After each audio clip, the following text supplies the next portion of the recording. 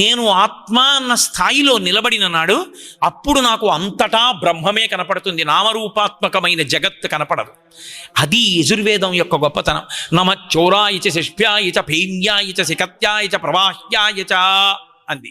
అంటే నమ చోరాయచ, ఓ శివ మీరే దొంగ, అది ఆ అభిషేక మంత్రానికి అర్థం. తెల్లవారు లేస్తే ఆవు పాలు పోసి ఏం చెప్తా అంటే, అయ్యా దొంగ మీరే. శివుడు ఎంతో సంతోషిస్తున్నాడు దానికి. నమ చోరాయచ, ఓ దొంగగారు నమస్కారం. ఏమిటి దొంగ అని పిలవడం ఏమిటి శివుణ్ణి అంటే? దాని అర్థం సరే అనేక అర్థాలు, ఒక్క అర్థం చెప్తా.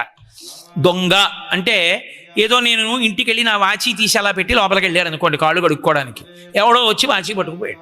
ఇప్పుడు నేను గబగబా వీధిలోకి వెళ్ళి దొంగ దొంగ దొంగ అని అరిచాను అనుకోండి, సామాన్యుడు. నేను నా వాచి పట్టుకుపోయాడు ఎవరో వచ్చి అని గుర్తించగానే పరమ సంతోషంతో గబగబా కాసిన అక్షతలు పట్టుకొచ్చి అక్కడ వేసి సాష్టాంగ నమస్కారం చేశాను అనుకోండి. ఎందుకురా వాచి ఎత్తుకుపోతే అక్కడ అక్షతలు వేసావంటే, అయ్యా ఇంతకు ముందు నాకు వాచి ఇచ్చిన వాడు ఉన్నాడు పరమాత్మ, వాడు నాకు ఈ వాచీని బహూకరించాడు, వాడిది వాచి, కొన్నాళ్ళు పెట్టుకోరా కోటేశ్వరరావు అన్నాడు.